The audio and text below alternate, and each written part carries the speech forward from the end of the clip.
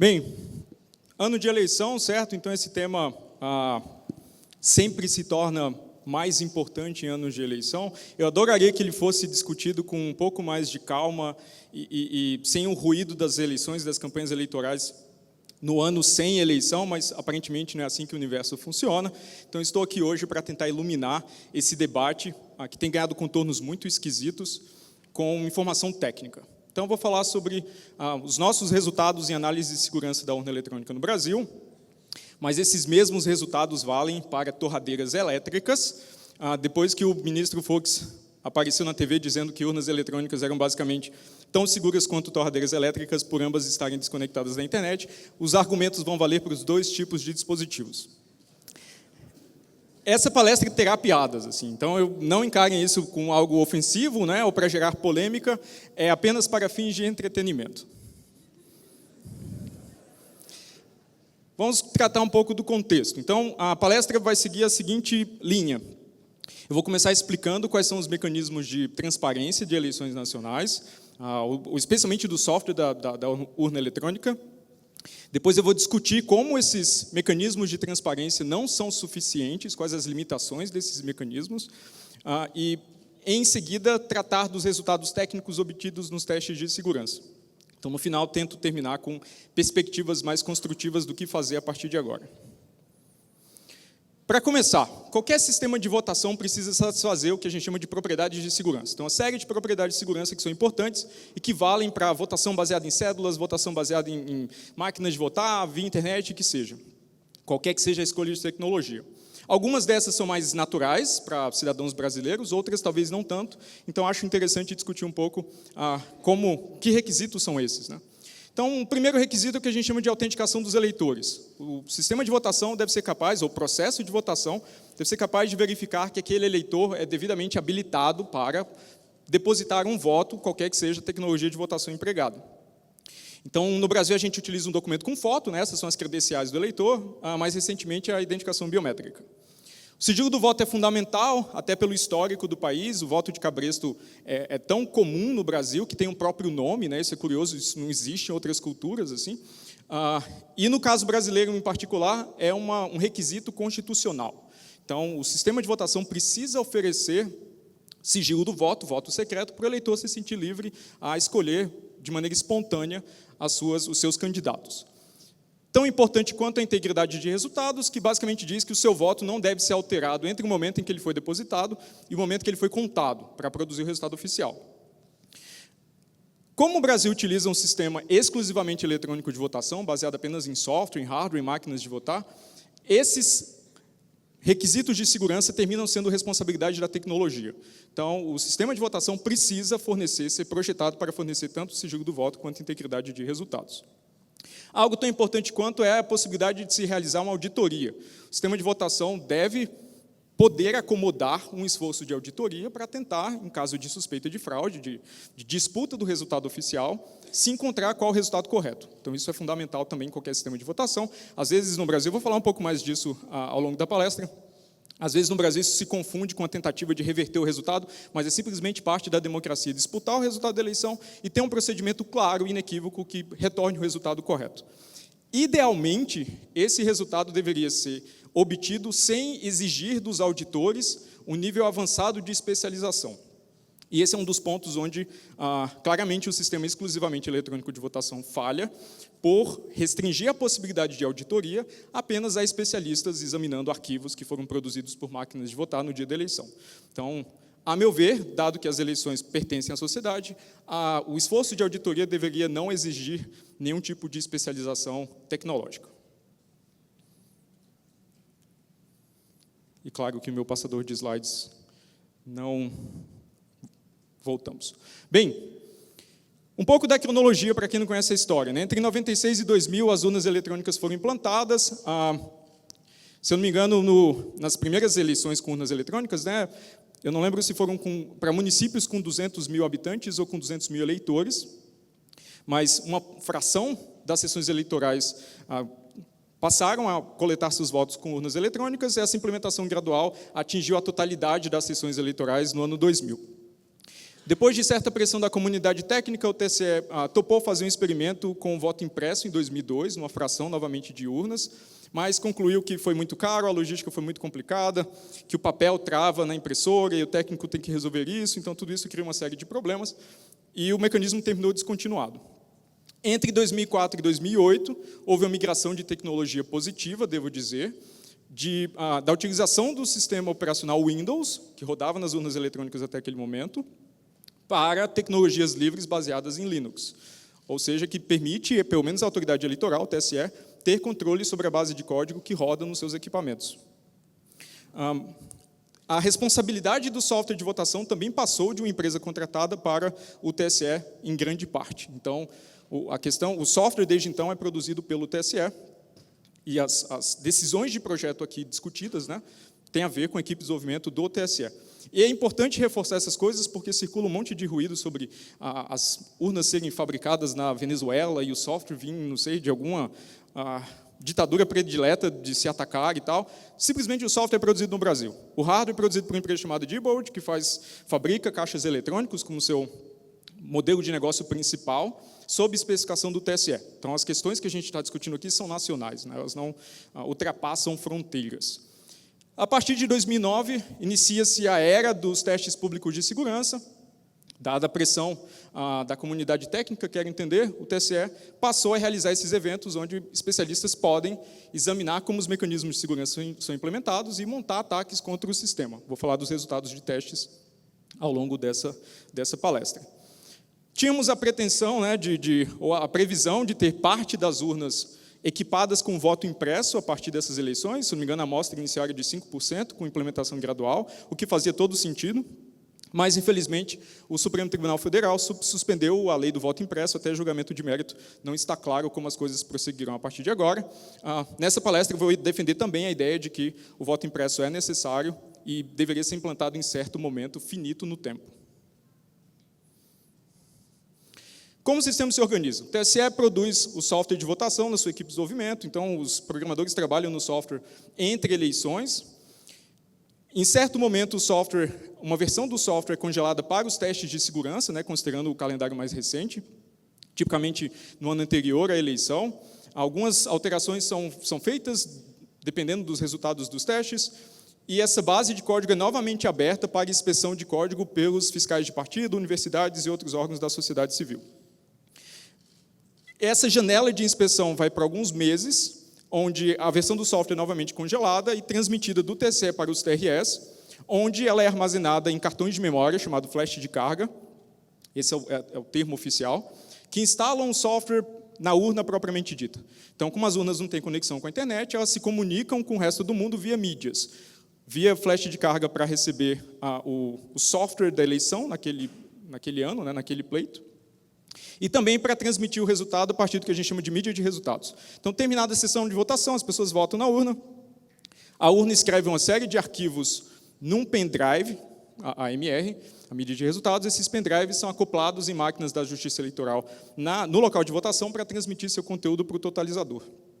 As urnas também imprimem um boletim de urna, em papel, claro, com os resultados parciais daquela sessão eleitoral, e a fase de totalização, né, de coleta desses resultados parciais e totalização em um resultado para ser publicado, em tese é a fase mais transparente, porque permite você confrontar os boletins de urna em papel, impressos pelas urnas, com os boletins de urna eletrônicos publicados pelo TSE 3 dias depois do fim das eleições, para se verificar se houve algum tipo de manipulação durante a transmissão dos resultados.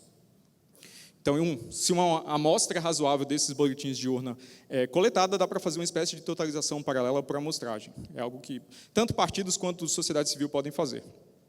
Eu considero que o ponto mais sensível, do ponto de vista de segurança, para um ataque em larga escala no sistema eleitoral é exatamente na fase de programação do software, de manutenção do software e distribuição do software dos TRS para as urnas eletrônicas, no processo de instalação do software.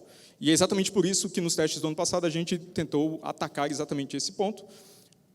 Uma razão para a minha crença, uma evidência de suporte para essa decisão, é que cada um desses cartões de memória que contém o software de votação instala até 50 urnas distintas. Então, se um adversário, um fraudador, consegue acesso a um desses cartões, ele tem um poder de amplificação para instalar software adulterado de repente em 50 urnas distintas. Então, isso, claro, faz sentido do ponto de vista do fraudador. Durante a votação, há outros mecanismos de transparência que eu acho que são dignos de nota. A abertura da sessão de votação tem a impressão da zerésima, né, aquele documento que supostamente atesta que nenhum voto foi computado naquele momento. Eu uso sempre supostamente atesta, porque isso depende do software ser honesto. Software desonesto pode imprimir uma zerésima perfeitamente convincente, mas ainda assim considerar que, não sei, que a contagem de votos não vai ser honesta entre os candidatos. Há um arquivo também chamado RDV, que eu vou descrever um pouco mais de detalhes, que é uma lista embaralhada dos votos, que, a meu ver, fragiliza mais o sigilo do voto do que fornece possibilidade de recontagem. Vou falar desse item mais a seguir. E o que é chamado de votação paralela, que é uma votação simulada que acontece ao mesmo tempo da eleição real, em uma série de sessões eleitorais simuladas, onde se depositam votos declarados, votos que não são secretos, para se verificar se a urna calculou ou adicionou os resultados de maneira honesta. A ideia ou o argumento é que, se nessas eleições simuladas, ou nessas votações simuladas, a urna se comportou de maneira honesta, é muito provável que ela também esteja se comportando de maneira honesta nas sessões eleitorais que são reais. Então, esses são os mecanismos de transparência. Alguns deles, pelo menos os que são mais interessantes para o software de votação, vamos agora discutir as limitações desses mecanismos. Em primeiro lugar, os testes públicos de segurança. Eu considero que os testes foram um avanço na medida que permitiram especialistas da comunidade técnico-científica a examinar como partes do sistema funcionam, mas eles precisam ser muito melhorados para cumprir o objetivo ideal de tornar o sistema muito mais seguro do que é hoje. Em particular, as equipes que participam nos testes públicos de segurança têm que lidar com uma série de restrições para cumprir o seu trabalho. Algumas eu considero que são razoáveis, porque a Justiça Eleitoral também quer manter um controle e um entendimento do que se está atacando durante os testes. Outros eu já não entendo e confesso ter... algumas das restrições foram bem problemáticas para o bom funcionamento de equipes que eu coordenei em edições distintas dos testes. O formato é bastante burocrático. Na edição de 2007, a gente teve que preencher múltiplas instâncias de 8 tipos de formulários, e tinha um formulário que você preenchia para preencher um formulário. Então, a gente perde um monte de tempo lidando com a burocracia. A gente não pode usar nossos próprios equipamentos, então a gente perdeu um dia inteiro dos testes só montando um ambiente mínimo de trabalho com software que a gente conhece, que tem que pedir autorização para entrar no ambiente de testes. Então, perde-se muito tempo tentando, construir um ambiente de trabalho que seja razoável, e isso muitas vezes não é levado em conta ao se reportar os resultados dos testes, considerando que essa janela de 3, 4 dias necessariamente é uma janela que qualquer ataque tem que ser montado contra o sistema de votação, o que claramente não é verdade. Há limitações de escopo. A identificação biométrica, por exemplo, continua fora do escopo dos testes, com a justificativa que talvez a tecnologia não seja madura o suficiente, apesar de já estar em produção. Então, seria ótimo se especialistas independentes pudessem verificar a qualidade da identificação biométrica implementada nas urnas eletrônicas, para a autenticação dos eleitores. E também, claro, limitações de tempo, que sempre vão existir. Não dá para ficar testando por uma década, mas eu gostaria que claro, os testes fossem tão longos quanto possíveis, ou mais longos do que são hoje. Então, como eu já argumentei, as condições de trabalho não são exatamente realistas, a gente tem que cumprir horário comercial, então eu duvido que fraudadores do mundo real parem de trabalhar às 18 horas, porque, bem, está na hora de ir para casa, assim, Então, evidentemente, isso não é realista. Há limitações no uso de papel, a gente não pode tomar notas do código-fonte e trazer essas notas para a nossa bancada, para, de repente, copiar trechos de código. Por mais que as folhas de papel distribuídas nos testes fossem numeradas, então era possível verificar que nenhuma delas está saindo do ambiente de testes, ainda assim essa restrição existiu e nos consumiu tempo. Então, acho que tem ajustes no modelo de testes que são importantes para que eles cumpram melhor o seu objetivo. Uma questão importante é que os testes necessariamente supõem um atacante externo, alguém que não trabalha na justiça eleitoral, já que quem participa dos testes não tem o poder, por exemplo, de introduzir trechos de código no código-fonte do sistema, compilar o código-fonte do sistema inteiro e proceder com a eleição simulada, simulando um atacante interno que tem acesso privilegiado ao software de votação. Então, como esse tipo de atacante faz sentido no contexto de uma eleição, que tem que se proteger de adversários muito bem equipados financeiramente e politicamente, é uma pena que não seja possível modelar ou personificar esse tipo de adversário durante os testes.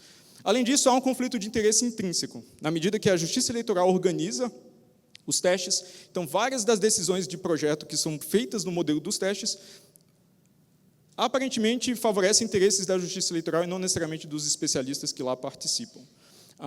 Um exemplo, acho que muito claro, foi o termo de confidencialidade que vigorou na edição de 2016 dos testes, onde todos os especialistas tinham que se comprometer a não divulgar informações lá coletadas por um intervalo de tempo não definido, o que compromete, evidentemente, a participação de alguns especialistas que talvez tenham uma função pública e se sintam no dever de divulgar o que foi encontrado e observado.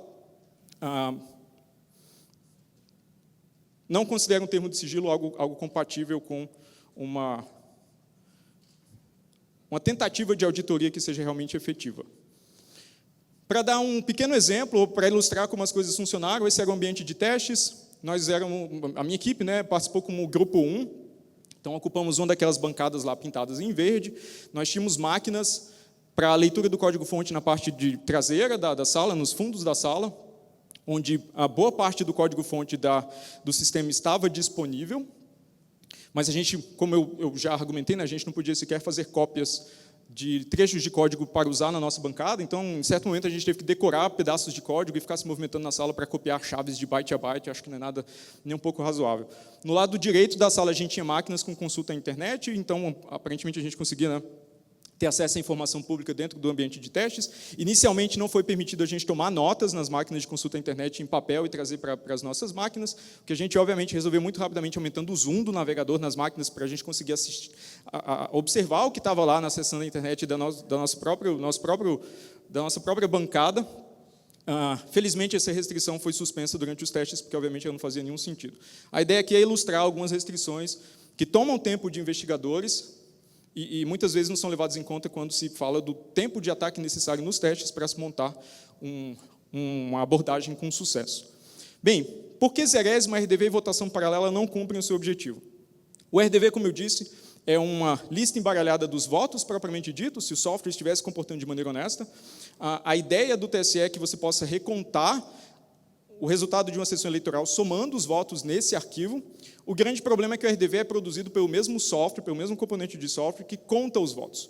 Então, ele é basicamente informação redundante à contagem oficial. Um membro da nossa equipe, eu acho que encontrou a analogia perfeita. Assim, suponha que você tem um cofre que tem dinheiro lá dentro, evidentemente, e você quer tentar detectar se há algum tipo de roubo na quantidade de dinheiro disponível nesse cofre. E a solução que você encontra é anotar no papel o saldo em dinheiro desse cofre e guardar o papel dentro do cofre. Evidentemente, qualquer pessoa pode roubar o dinheiro do cofre e atualizar o saldo que está no papel dentro do cofre.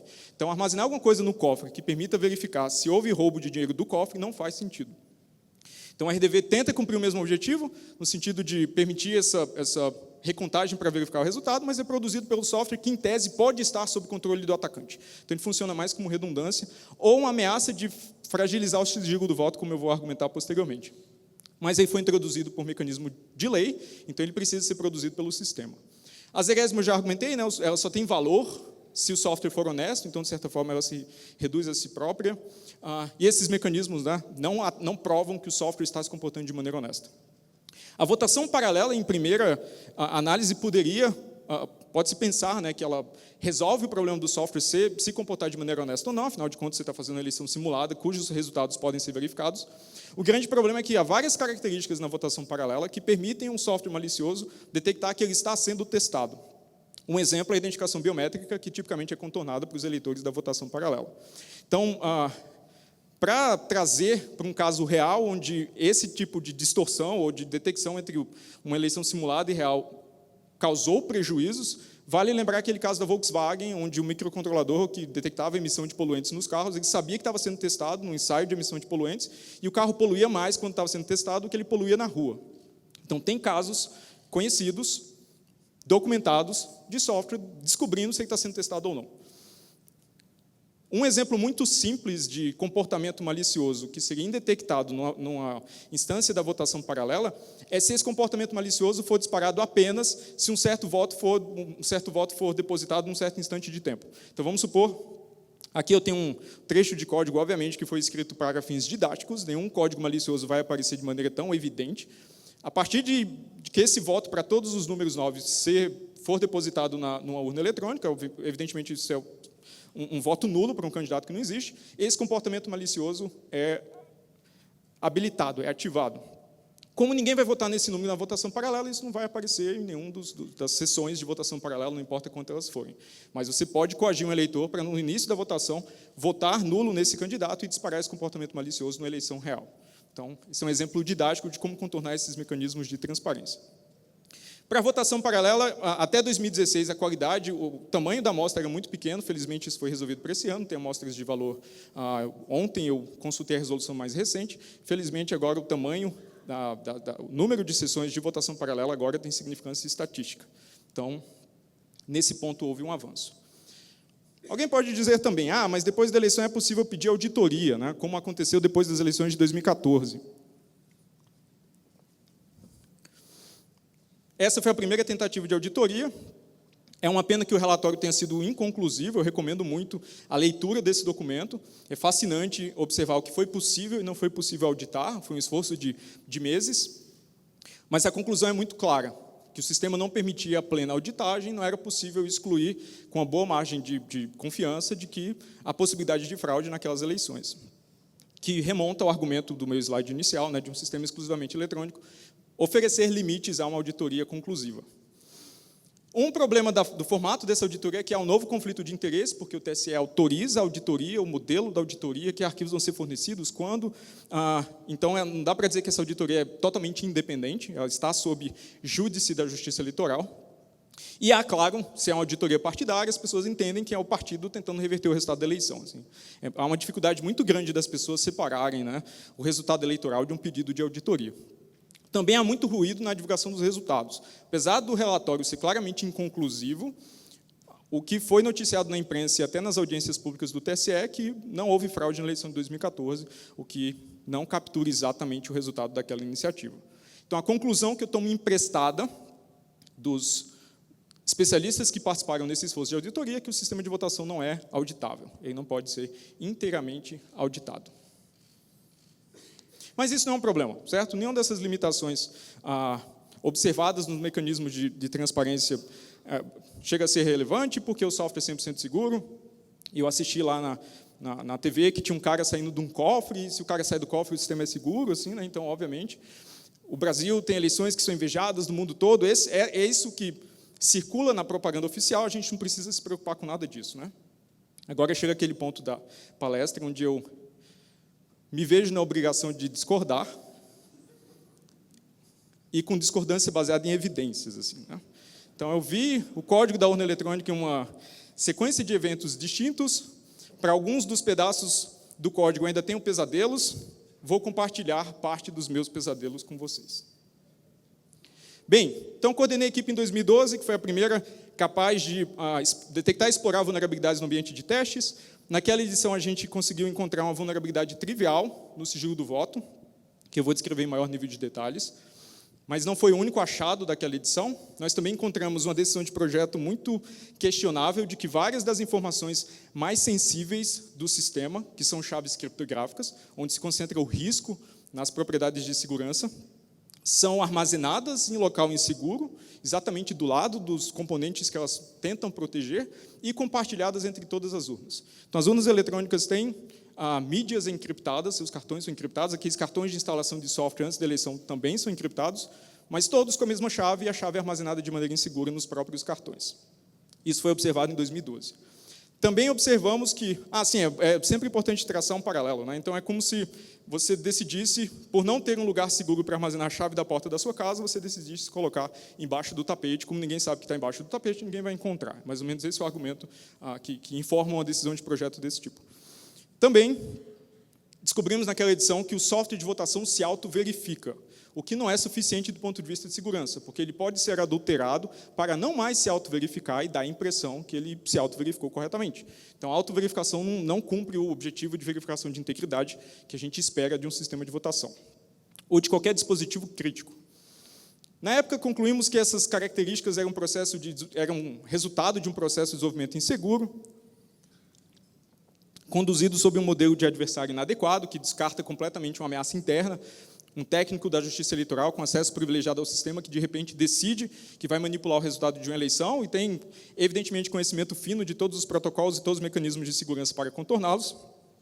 E resultado também de uma cultura interna sem transparência que, até aquele momento, nunca teve que exibir a sua base de código, acumulada ao longo de mais de uma década, para especialistas independentes. Então, parte dessas decisões de projeto acontecem quando programadores se sentem tranquilos para escrever código que agentes externos, fiscais externos não vão auditar. Eu ensino programação, então eu sei exatamente como isso funciona, até porque eu audito o código dos meus alunos, né, e você vê decisões de projeto absolutamente lamentáveis.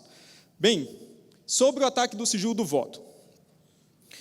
Vamos supor uma eleição simulada aqui, com 3 cargos, governador, senador, presidente.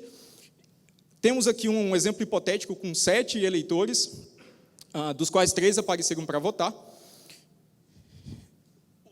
Esse é o formato básico do arquivo RDV. Então, ele armazena, né, os votos depositados por esses eleitores, misturados entre si. Então, vamos supor que o primeiro eleitor votou 71 para governador, nulo para senador, 37 para presidente. Essas escolhas desse eleitor em particular são misturadas com as demais, assim tornando inviável recuperar as escolhas desse eleitor em particular. Elas estão misturadas com as demais. Esse mecanismo foi explicado, descrito numa palestra inicial nos testes de segurança de 2012, antes deles acontecerem.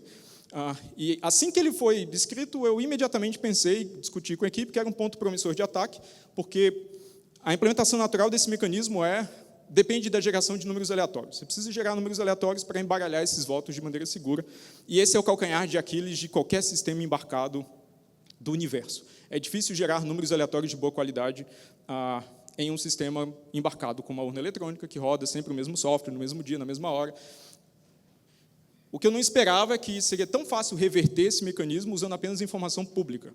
Então, nós descobrimos em 2012 que tudo que era necessário para reverter esse embaralhamento e assim recuperar os votos em ordem de uma sessão eleitoral era a hora de impressão da Zeresma, que é impressa um documento público, é registrado em log, fica armazenado, sei lá, por 5 anos. Então, essa era a informação necessária e crucial para assim, reverter esse embaralhamento. Quem programa em C vai reconhecer claramente aquela construção de código ali, onde você usa um gerador de números aleatórios péssimo com uma semente que é, obviamente, não aleatória, um instante de tempo tomado necessariamente entre as 7 e as 8 da manhã e impresso no documento oficial.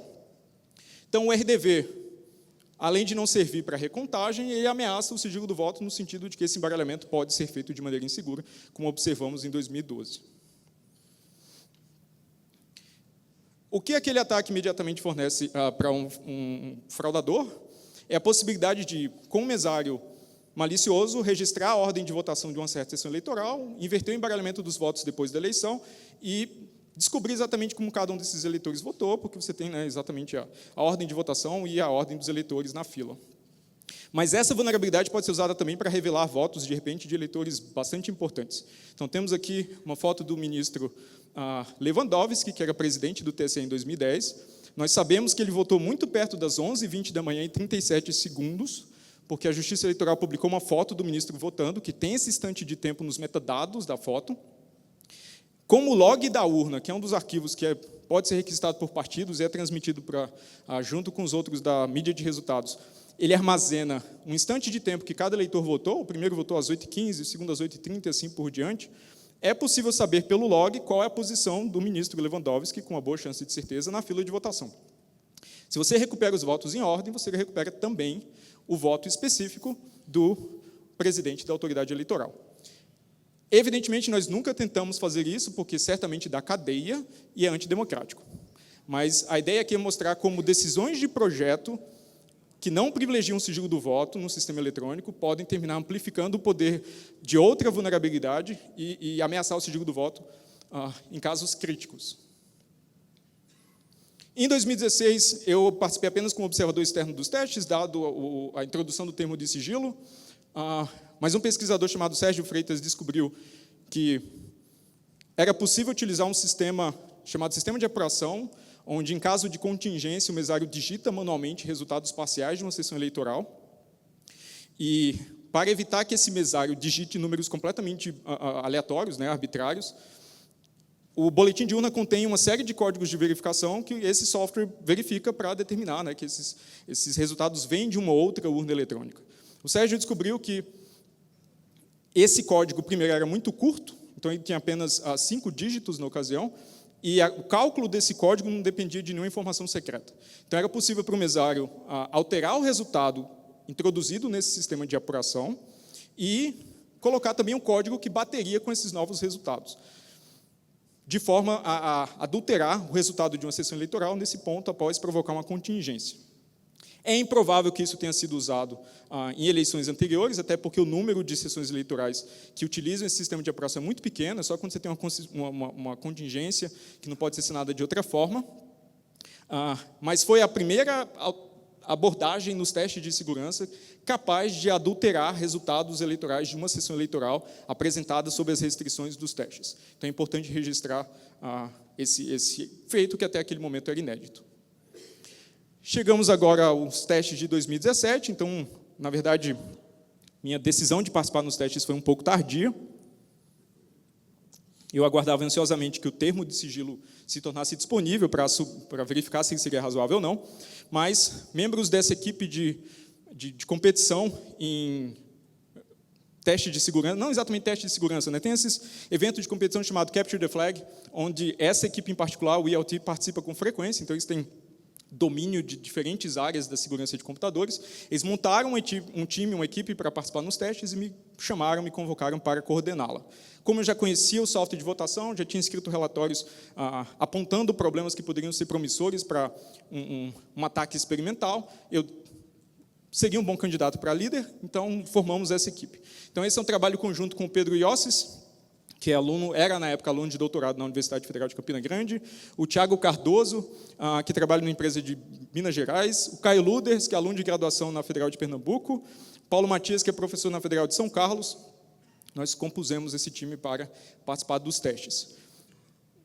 Um aspecto importante é que cada membro do time tinha uma especialidade diferente, o que permitiu, quando os trabalhos prosseguiram e a gente terminou empacando, emperrando em algum obstáculo adicional, um membro diferente do time ter uma ideia brilhante e a gente conseguir prosseguir. Então, diversidade de habilidades é muito importante num desafio como esse. Bem, formada a equipe, ao analisar o edital de abertura, esse documento era muito claro ao dizer que investigadores participando dos testes não teriam acesso a chaves criptográficas. Na minha inocência, eu pensei, por um instante, que a nossa recomendação em 2012 de implantar algum tipo de gerência de chaves criptográficas que removesse a necessidade de armazená-las no código-fonte tivesse sido de fato implementado e todas essas chaves agora estavam armazenadas em lugar seguro. A interpretação do TSE foi um pouco diferente, eles simplesmente apagaram as chaves do código. Com a justificativa de que o edital fornecia essa possibilidade, o que nos leva à conclusão de que a base de código apresentada nos testes estava incompleta, trechos sensíveis de código tinham sido apagados por conter chaves criptográficas, e o motivo fornecido durante os testes é que isso servia para aumentar o desafio. O que eu acho problemático, porque em várias ocasiões os testes têm sido colocados como uma colaboração com a comunidade técnica e não como um desafio propriamente dito. Então é bom registrar isso. Há uma certa justiça no universo, quero crer, que uma das chaves que a gente precisava para atacar o sistema simplesmente não foi apagada. Esqueceram de apagar uma das chaves. Exatamente aquela chave que protege a mídia de instalação de software antes do software ser instalado nas urnas. Então, ela estava lá visível, exatamente no mesmo lugar onde ela estava em 2012, então a gente encontrou muito rapidamente. E nosso ataque começou a partir desse ponto. Então, nos 3 primeiros dias dos testes, nós essencialmente nos dedicamos a preencher formulários, 1 tonelada deles, montar um ambiente de trabalho razoável com as nossas ferramentas. Isso, montar o ambiente, na verdade, foi algo que aconteceu ao longo de todos os dias, porque a gente instalava um pacote de software, aí descobria que tinha dependências que a gente esqueceu, aí voltava para gravar um CD para instalar as dependências. Essas dependências tinham mais dependências, então você perde um tempão trazendo pedaços do software para poder instalar nas máquinas da Justiça Eleitoral onde você possa trabalhar. Mas, já nesses primeiros dias, a gente conseguiu decifrar essa mídia de instalação, remover a proteção criptográfica dessa mídia de instalação para que ela fosse legível. Então, os arquivos lá passaram a ser legíveis, o que, claro, nos permitiu inspecionar como que a verificação de integridade funcionava. Ao fazer essa verificação, a gente descobriu que 2 módulos do software, 2 bibliotecas compartilhadas, não tinham assinaturas digitais verificadas adequadamente. Como esses módulos eram bibliotecas, eles são arquivos executáveis, esses módulos convidam, sem verificação de integridade, convidam à adulteração. Então, o que a gente fez, no momento inicial, para testar que alterações nesses arquivos seriam preservadas na instalação do software, usando o procedimento real, na urna eletrônica que a gente tinha disponível para atacar, que, de fato, esse processo seria factível, nós alteramos os pontos de entrada de todas as bibliotecas para imprimir na tela uma mensagem qualquer, fraude.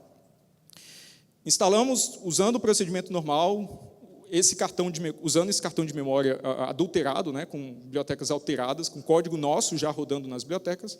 E, de fato, quando a gente carregou o sistema, ele apresentou fraude na tela, mostrando que aquele pequeno trecho de código que nós embutimos no sistema estava sendo executado sem nenhuma evidência em contrário. Nesse ponto, a gente já ficou muito satisfeito, porque injetar código para execução no dispositivo sendo atacado é, basicamente, tomar controle dele. A partir desse momento, nossa tarefa foi programar a urna via injeção de código nesses arquivos que não tinham sua integridade verificada. A gente poderia fazer alterações quaisquer nesses arquivos e elas seriam preservadas numa eleição simulada, desde que a gente não estragasse nada a ponto de, sei lá, do equipamento travar ou algo do tipo. Bem, mas aparentemente simplesmente executar seu código na urna não é suficiente, você tem que mostrar como usar isso para violar as propriedades de segurança que as pessoas percebem a respeito do sistema de votação, como o sigilo do voto ou integridade de resultados. Então, nós usamos a capacidade de controlar o software nesse momento para alterar o aplicativo de votação. Então, essas bibliotecas eram ligadas com o aplicativo de votação, que é aquele pedaço de software que a gente usa como eleitor no dia da eleição, né? Você escolhe lá o seu candidato, e aparece a foto dele, e você torce para que o voto tenha sido de fato contado para ele, etc. Aquele é o aplicativo de votação. Então, algumas alterações que a gente fez. A gente alterou a versão do software para gerar uma evidência de que a nossa versão do software de fato estava sendo executada. Conteúdo da tela apresentada para o eleitor, vou ilustrar esse ataque em instantes. A gente mudou mensagens na tela para ter um comportamento diferente do esperado e também interferir com o armazenamento dos votos. A gente descobriu exatamente o ponto no programa onde os votos eram armazenados para contagem e nós desabilitamos esse armazenamento. Ao tentar realizar uma eleição simulada com essa versão do software, a urna reclamou que a cédula daquele eleitor estava vazia, que não havia voto para ser contado, claro, porque a gente impediu que votos fossem armazenados.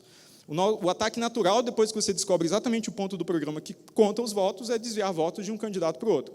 Nós tínhamos um ataque funcionando na nossa máquina, no ambiente simulado que a gente construiu na nossa máquina, estava pronto para ser colocado em execução no equipamento, mas, infelizmente, os testes foram interrompidos às 18 horas do último dia, a gente não conseguiu colocar esse ataque em prática, nem naquela ocasião, nem na ocasião posterior. É importante registrar também que a equipe de peritos da Polícia Federal encontrou um outro caminho para essa chave criptográfica, sem a necessidade de acesso ao código-fonte. Eles conseguiram, basicamente, executar o cartão de instalação de software, carregar o cartão de instalação de software numa máquina virtual, e a execução prosseguiu até a chave criptográfica que nós encontramos no código-fonte ficar visível na memória da máquina virtual, mostrando que ela poderia ser capturada naquele instante, o que tira aí a necessidade de acesso ao código-fonte, numa tentativa realista de montar esse ataque na prática. Então, para ilustrar exatamente o que a gente conseguiu fazer, está aqui uma captura da tela do simulador da urna eletrônica produzido, né, distribuído pela Justiça Eleitoral, essa tela que a gente conhece. Então, aqui a pessoa votou em natação para presidente, né, assim que o simulador funciona. Vocês podem ver aquela cadeia lá de caracteres, aquela mensagem no topo da tela, seu voto para, nós alteramos aquela mensagem para vote 99, que de repente pode influenciar um eleitor a escolher uma opção menos democrática, né? Nesse caso aqui, o Darth Vader, não acho que seria o melhor presidente de qualquer país. Assim. Inicialmente, o argumento foi que mas isso seria trivialmente detectado por um eleitor. Mas os objetivos aqui eram dois. Primeiro, mostrar que a gente tinha controle sobre o software de votação, a ponto de instruir um eleitor a votar no outro candidato, sem necessariamente ter que mudar o voto dele, simplesmente sugerir um candidato melhor para que ele vote. E segundo, mostrar um ataque que teria enorme resultado prático, no mínimo, para diminuir a credibilidade no sistema de votação, caso montado na prática, mesmo que funcione apenas em uma pequena mensagem apresentada na tela por eleitor. Bem, em maio desse ano, o TSE realizou testes de confirmação com o objetivo de tentar validar as contramedidas implementadas para resolver esses problemas. Devo dizer que os problemas de verificação de integridade foram adequadamente resolvidos. Agora, as assinaturas digitais são calculadas automaticamente, então, em tese, não deveria acontecer de arquivos não serem assinados, por não exigir intervenção manual, para que esses arquivos sejam também incluídos na proteção do sistema. Mas, para a distribuição de chaves criptográficas, ainda há um problema. Eu não diria nem que esse problema foi corrigido, eu acho que o termo mais adequado é mitigado, na medida que a chave de encriptação, de proteção do cartão de instalação de software não está mais armazenada diretamente no próprio cartão. Agora ela é calculada dinamicamente usando informação que está armazenada na BIOS, que em tese todas as urnas têm. O grande problema é que essa chave continua sendo de fácil extração por um agente interno. Ele tem acesso ao equipamento, ele tem acesso a BIOS, ele pode simplesmente carregar um programa que imprime essa chave na tela, agora esse membro da equipe de desenvolvimento volta a ter acesso a essa chave criptográfica. É importante colocar isso porque as boas práticas na área de segurança determinam que essas chaves devem ser geradas em perímetros de segurança e desses perímetros nunca mais sair, de forma que a equipe de desenvolvimento não tem acesso a essas chaves. Então, essa contramedida em particular tornou o sistema, a carga, né, de software nas urnas, mais robusta contra um atacante externo, que não tem acesso privilegiado ao sistema, mas preserva uma eventual vulnerabilidade contra um atacante interno que tem interesse de provocar uma fraude e trabalha na justiça eleitoral. Durante essas 2 edições dos testes, nós invalidamos algumas alegações oficiais, acho importante registrar isso. O registro digital do voto garante o sigilo, depende da qualidade do embaralhamento dos votos naquele arquivo. Então, essa alegação é bem condicionada ao que foi implementado. E isso é importante porque essa citação já foi usada em julgamentos no Supremo Tribunal Federal a respeito do voto impresso, então ela tem uma interpretação, uma abstração diferente do que foi encontrado na prática. Nós invalidamos também a alegação de que não é possível executar aplicativos não autorizados pela Justiça Eleitoral, fizemos exatamente isso, colocamos, ao tomar controle do software, nós colocamos os nossos trechos de código para rodar no equipamento, programando, utilizando o software de votação para isso. Então, conseguimos também modificar os aplicativos da urna e colocá-los em execução, mostrando esse ataque num cenário considerado externo, invalidando também a alegação de que a urna não é vulnerável a ataques externos. Que problemas persistem? Temos software secreto para todos os propósitos por mais de 20 anos, ele não é amplamente auditável pela sociedade, e ainda que fosse, a base de código tem mais de 24 milhões de linhas de código, então eu considero humanamente impossível auditar todo esse volume de código, ou até uma fração razoável dele, especialmente a auditoria do ponto de vista de segurança, não basta você ler estaticamente o que o código faz, você tem que entender se aquele código resiste a uma tentativa de manipulação qualquer. O software já foi demonstrado como inseguro em diferentes ocasiões, nos testes, eu falei a respeito disso. Não há um mecanismo de recontagem que tenha a chance de produzir um resultado diferente do resultado divulgado, então isso não se qualifica como um mecanismo de recontagem, nem uma auditoria efetiva no sistema, conforme conclusões do esforço da tentativa de auditoria em 2014. Há conflitos de interesse em todo lugar, talvez pelo fato da Justiça Eleitoral acumular muitas funções na condução do processo eleitoral, e atacantes internos continuam, na minha percepção, completamente ignorados, quando eles oferecem um ótimo custo-benefício para alguém que, de fato, tenta promover fraude em larga escala numa eleição oficial.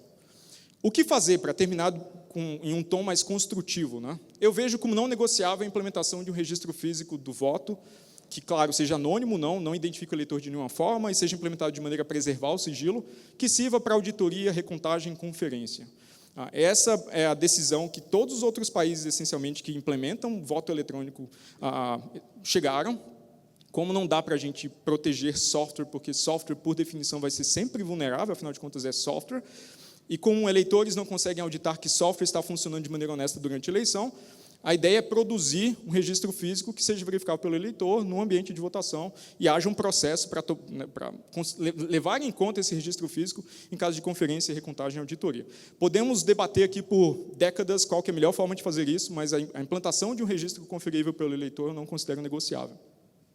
Idealmente, o software de votação deveria ser publicado, ou tanto o software quanto for possível publicar, até por uma questão de transparência, porque é software financiado com recursos públicos, então deveria ser de ampla capacidade de inspeção.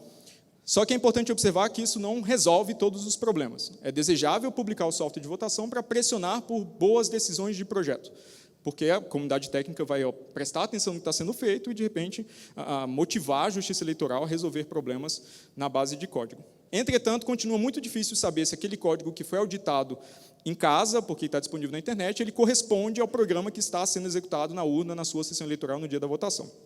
Então, esse trajeto continua nebuloso e esse é um problema difícil de resolver. Além do problema de já ser muito difícil determinar o que o software faz, dada a sua complexidade. E é evidente que precisamos de mecanismos de controle social que sejam mais acessíveis à população, como, por exemplo, o voto impresso, ou ampliação das restrições, diminuição das restrições de testes para esforços de auditoria para a comunidade técnica, porque as eleições pertencem à sociedade. Elas devem ser verificáveis imediatamente, na minha concepção, sem necessidade de especialização, pelos cidadãos que conduzem a democracia. Eu agradeço muito a atenção de vocês, e aqui eu deixo alguns, a fonte está pequena, mas esses slides vão ficar disponíveis depois, aqui deixo alguns dos relatórios que a gente escreveu ao longo do tempo, que contém os resultados técnicos dessas análises de segurança que a gente fez, e agora eu posso responder perguntas, ou devolvo a palavra para o nosso mestre de cerimônias. Bem, uma salva de palmas primeiro para o Diego.